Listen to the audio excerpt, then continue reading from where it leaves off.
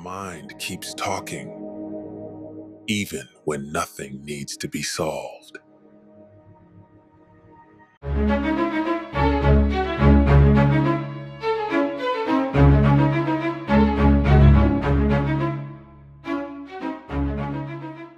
I want you to think about something. Just look around. How many people do you know who are actually genuinely moving forward in their lives? And now, be honest with yourself. How many people do you see just running in circles, stuck, dealing with the same old problems year after year? It's this frustrating loop, right? And it almost always boils down to one thing. Okay, here's the thing. Most of us, myself included, like to think we're pretty good thinkers. Logical, rational. But if we're really honest, our actions, the stuff that keeps us up at night, those mistakes we seem to make over and over, they kind of tell a different story, don't they? It's that gap, right?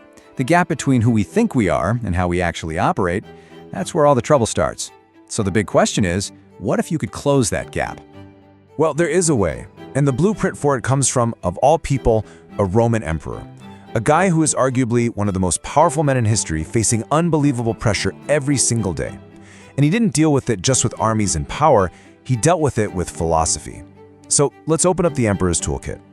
And we're not talking about some dusty, obscure academic here.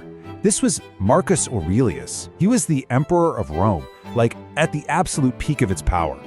They called him the philosopher king, and that wasn't just some fancy title. It meant his real strength as a leader. It wasn't just his legions, it was the clarity of his mind. He was a great leader because he was a great thinker. That was his superpower.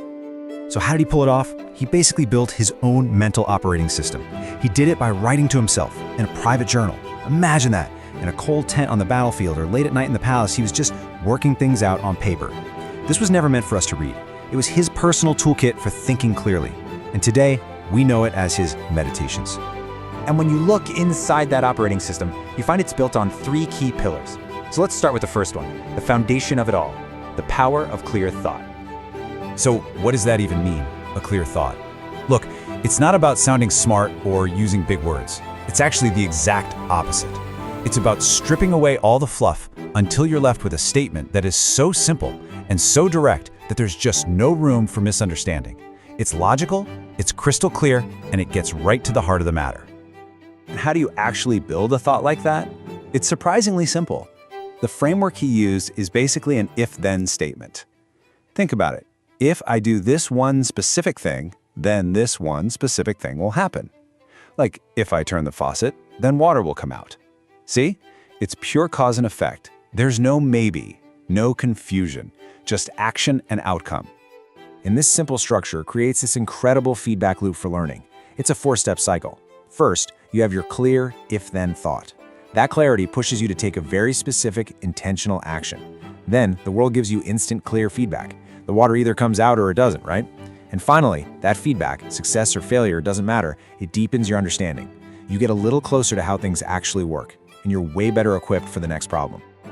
Okay, so having a clear thought process is huge, but it's almost useless if your mind is just full of static and noise. And that brings us perfectly to pillar number 2, escaping the prison of opinion.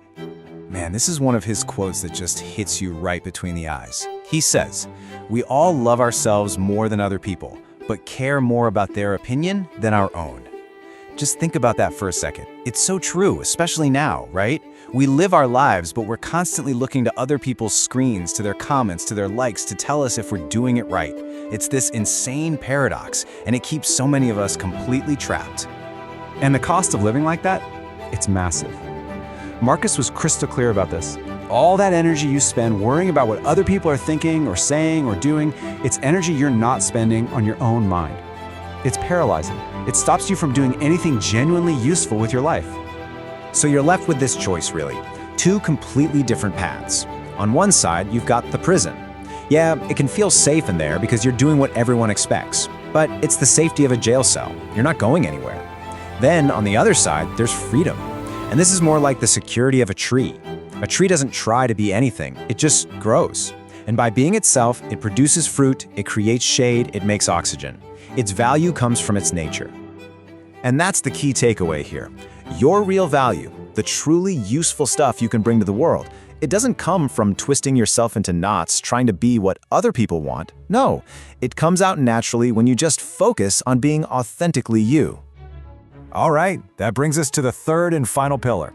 So, you've learned to think clearly, you've started to tune out the noise of other people's opinions. So what's left? It's time to act. We're talking about action by action. Now, this might be the most famous idea in all of Stoicism. The impediment to action advances action. What stands in the way becomes the way. So what does that mean? It means we've been looking at obstacles all wrong. We see a roadblock and we think, well, that's the end of the road. The Stoics say, no, the roadblock is the new road. The challenge itself is telling you how to move forward. But how is that even possible? How can a problem become the solution? Because of this fundamental truth. You have power over your mind, not outside events. You can't control the world around you, the traffic, the market, what your boss thinks. You can't. But you have total, 100% control over how you choose to respond. And that, right there, is where all your power lies. See, a good life, it isn't something you just find or get lucky and fall into. It's something you build. You have to assemble it yourself, piece by piece, one deliberate action at a time. Every choice you make, every action you take, it's like laying another brick. So the real question you have to ask yourself is, what are you building with your bricks? And if you're ever struggling to find the motivation to lay those bricks properly, Marcus has this really intense mental exercise for you. He says, think of yourself as dead. You have lived your life. Now, take what's left and live it properly. Whoa. I mean, just imagine that. Everything that's happened up until this very second is over. It's in the past. Everything from this moment forward is just bonus time, a gift. So how are you going to use it? Just try to imagine that feeling for a second. The tranquility, the peace that comes when you finally stop caring so much about what they think, and you only care about what you do. When all that noise just fades away, and all that's left is your own clear mind and your own next step. That's the freedom he was talking about. That's the whole point. So, I'll leave you with this. What will you do now?